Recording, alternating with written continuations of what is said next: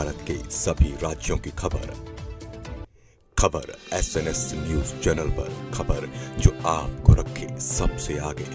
रक्षा मंत्री राजनाथ सिंह ने साहबगंज चुनावी जनसभा को संबोधित किया। गुरुवार को रक्षा मंत्री राजनाथ सिंह ने साहबगंज गांधी स्मारक इंटर कॉलेज के खेल मैदान पर आयोजित चुनावी जनसभा को संबोधित किया। उन्होंने अपना दल एस और भाजपा की संयुक्त प्रत्याशी रिंकी कोल के समर्थन में लोगों से मतदान की अपील की। राजनाथ सिंह ने अपने संबोधन में विपक्ष पर निशाना साधते हुए कहा, स्वतंत्र लोकतंत्र में विपक्ष का होना जरूरी है, लेकिन झूठ बोलकर राजनीति करना गलत है। उन्होंने कांग्रेस पर तानाशाही का आरोप लगाते हुए कहा कि मैं खुद 2-2.5 महीने जेल में रहा हूं, तानाशाही तो कांग्रेस ने की है। रक्षा मंत्री ने मोदी सरकार की उपलब्धियों पर प्रकाश डालते हुए कहा, हमने पिछड़े और दलित वर्गों को आरक्षण दिया है और सवर्णों को 10% आरक्षण देने का साहस भी मोदी सरकार ने ही दिखाया है। उन्होंने कहा कि भाजपा सच्चाई के आधार पर राजनीति करती है और झूठ बोलकर नहीं। राष्ट्रीय सुरक्षा के मुद्दे पर राजनाथ सिंह ने कहा कि आज भारत सीमा के इस पार और उस पार मार सकता है, यदि जरूरत पड़ी तो और भी कार्रवाई की जाएगी। उन्होंने कोरोना महामारी के दौरान टीके बनाने और वितरित करने की तेजी की भी चर्चा की। साथ ही रूस यूक्रेन युद्ध के दौरान भारतीय छात्रों की सुरक्षा सुनिश्चित करने की भी बात कही। राजनाथ सिंह ने भाजपा की नीतियों को रेखांकित करते हुए कहा कि पार्टी कभी भी हिंदू मुसलमान की राजनीति नहीं करती। उन्होंने सपा और कांग्रेस पर देश को तोड़ने का प्रयास करने का आरोप लगाया। श्री कैलाश जी खरवार और आपकी प्रत्याशी श्रीमती रिंकी कोल, लोकसभा प्रभारी राम प्रकाश दुबे, संयोजक अमरेश पटेल, पूर्व जिला अध्यक्ष श्री सुरेंद्र सिंह जी, श्री उमाशंकर सिंह जी जिला महामंत्री, श्री प्रदीप मौर्य जिला उपाध्यक्ष, श्री हरिचरण सिंह जिला उपाध्यक्ष, श्री राकेश मिश्रा, श्री महेंद्र पटेल। 2-2.5 महीने मुझे तन्हाई में रखा गया है मिर्जापुर की जेल में। उसके बाद मेरा ट्रांसफर करके सेंट्रल जेल नैनी भेज दिया गया। तानाशाही तो कांग्रेस ने की,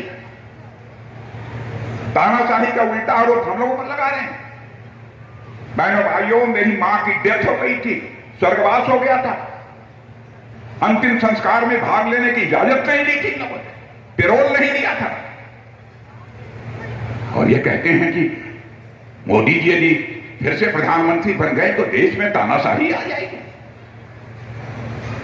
भारत के संविधान की प्रस्तावना, जिसे अंग्रेजी में प्रियम्बल कहते हैं, उसको इंदिरा गांधी ने बदल डाला था, इन्हीं कांग्रेस के लोगों ने। संविधान बनाते हुए संविधान सभा के सभी सम्मानित सदस्यों ने एकजुट होकर कहा था, संविधान में छोटे मोटे संशोधन तो किए जा सकते हैं, लेकिन संविधान की आत्मा, जिसे प्रस्तावना बोलते हैं, उसमें कभी कोई परिवर्तन नहीं किया जाना चाहिए। साथ खड़े और साथ साथ चले ताकि ये चुनाव जो है सफल हो सके।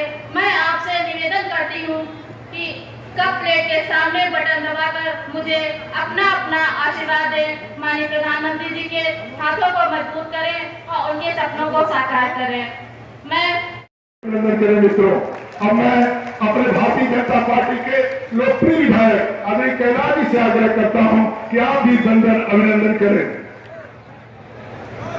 मित्रों, अपने छतवली सिंह से आग्रह है, सुधीर सिंह से आग्रह है कि आप भी बंधन अभिनंदन करें। अपने भारतीय जनता पार्टी के भी जो है मंडल के अध्यक्ष, मंडल प्रभारियों से आग्रह है कि बड़े भारत होगा, यह कोई सामान्य उपलब्धि नहीं है,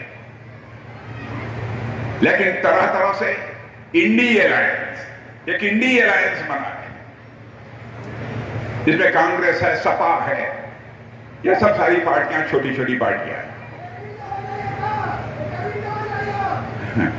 क्या है?